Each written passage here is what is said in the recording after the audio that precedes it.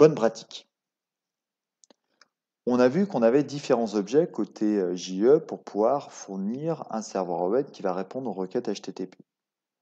Comment est-ce qu'on va faire communiquer et interagir les servlets qui interceptent les requêtes HTTP, les JSP qui nous fournissent des templates visuels à remplir à l'aide de données, et les JavaBeans qui vont être des objets Java qui visent à faire le lien entre les servlets et les JSP. Du coup, qui fait quoi? Les servlets vont être adaptés au traitement complexe d'informations. Pourquoi? Parce qu'elles sont écrites dans le monde Java et vont profiter de toute la puissance de ce langage.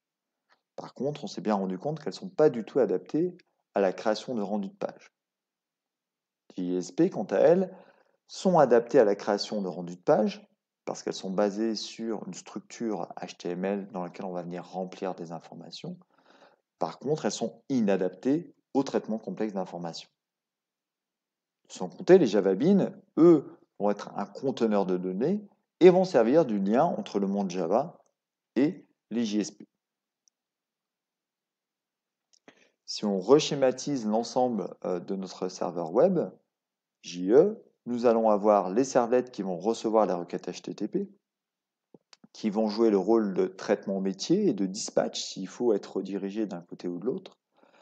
Pour cela, elles vont s'appuyer sur des JavaBeans qui vont récupérer l'information et avoir un espèce de conteneur d'information prêt à être partagé avec d'autres objets. Et enfin, les JSP vont recevoir ces compteurs d'informations pour pouvoir mettre à jour le rendu graphique voulu à transmettre à l'utilisateur. Dans le cadre du MVC, nous aurions la servlette qui va jouer le rôle de contrôleur, les JavaBeans et la base de données qui vont jouer le rôle de modèle, et enfin les JSP qui ont pour rôle la vue. On va voir qu'on a plein d'outils complémentaires au sein des servlets, avec notamment la possibilité de pouvoir forwarder une request, c'est-à-dire de prolonger le traitement au sein même du serveur web lorsqu'elle nous arrive, de pouvoir également inclure des composants supplémentaires à notre requête pour pouvoir la traiter au fil de l'eau. Donc là, ça va être des usages un petit peu avancés qui nous permettent de faire des chaînes de traitement côté serveur avant de renvoyer la réponse côté web browser. Typiquement ici, on a deux exemples de mise en œuvre. Lorsque l'utilisateur va appeler cette servlette, on va pouvoir rediriger le traitement de cette servlette sur cette JSP, soit par redirection, soit par inclusion. Dans les deux cas, l'intérêt est que pour l'utilisateur, son URL sera toujours celle de la servlette, même si en interne, côté backend, le serveur a effectué plusieurs rebonds à l'aide de request dispatcher, forward ou include pour pouvoir traiter l'information. Enfin, au sein des JSP, on a la possibilité d'avoir un mécanisme de templating sur lequel on va être capable d'insérer des objets standards à tous nos JSP, à tout notre contexte, au sein de la représentation du futur visuel à transmettre au web browser.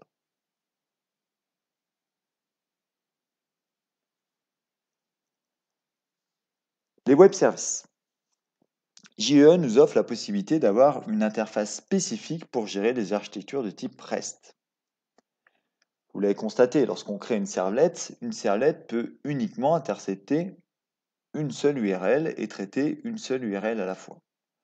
Afin de fournir quelque chose de plus souple, de plus adapté aux architectures de type REST, JE a eu un standard qui a été développé qui s'appelle JAX-RS, qui vise à documenter et à fournir des outils pour pouvoir créer des applications de type RESTful.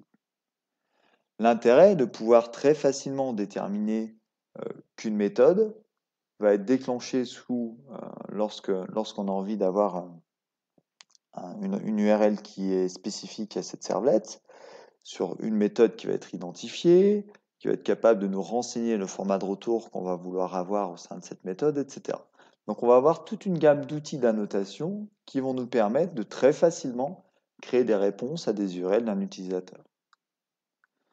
Donc on va avoir toute cette gamme d'outils qu'on va étudier un petit peu plus en détail par la suite, qu'on va être capable d'adosser à nos méthodes au sein de nos servlettes. Il faut savoir que, encore une fois, on le sait, JE est une spécification.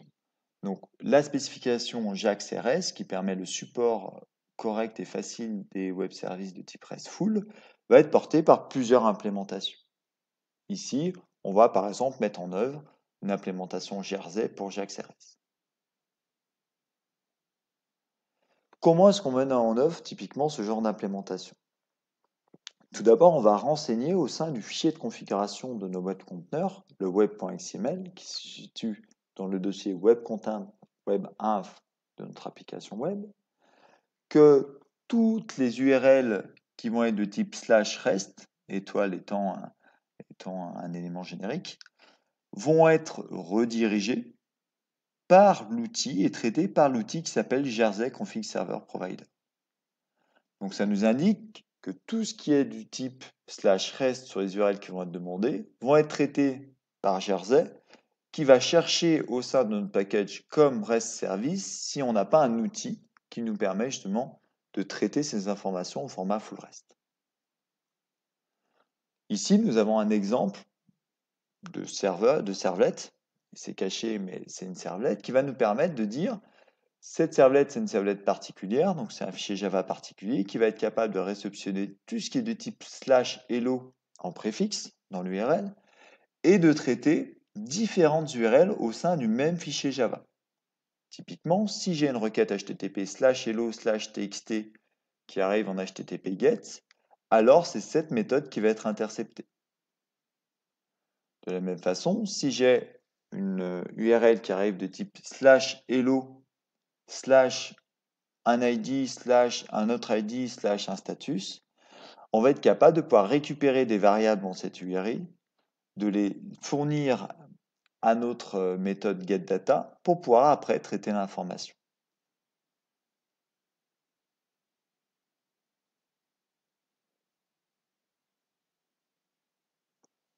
Ici, vous avez l'exemple d'exécution de cet usage, de cette architecture full REST en utilisant Jersey. Si je pointe directement sur /rest, pourquoi? Parce qu'on a indiqué dans le fichier de configuration webinf que tout ce qui était sur /rest devrait être traité par JAX-RS. Donc, ce qui va être le cas. Ensuite, on va aller chercher /hello/txt qui va nous renvoyer à cette méthode /hello/txt. Ensuite, on a la possibilité d'appeler une autre URL qui va pointer sur le même fichier, la même classe Java, mais cette fois-ci sur /rest /hello/ un identifiant un deuxième identifiant un statut. Et cette fois-ci, ça va être notre deuxième méthode qui va intercepter cette requête. Qu'est-ce qu'elle va faire, cette deuxième méthode? Elle va récupérer les variables issues de l'URI et les renseigner dans le format de retour. Ici, vous avez un deuxième exemple qui a été rendu possible en ajoutant, en plus de cela, la récupération d'un paramètre dans l'URL. Ce paramètre qui est assuré par le @queryParam ici.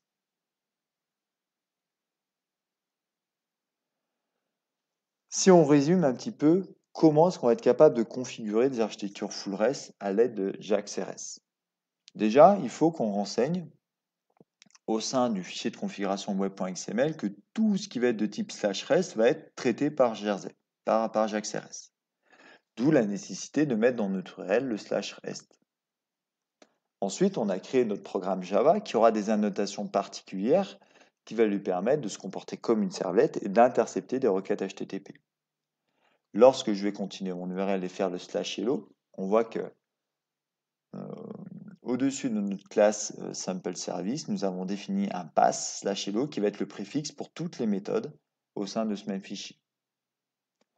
Ensuite, si je prends le /1 qui suit, ça va correspondre à notre première variable du pass qui est définie au-dessus de notre méthode getData, eventID.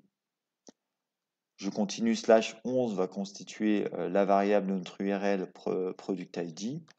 Et de la même façon, ready va constituer notre variable status de notre URI. Enfin, le paramètre qu'on a adossé à notre URL va être intercepté par @queryParam qui va nous permettre de récupérer également cette valeur.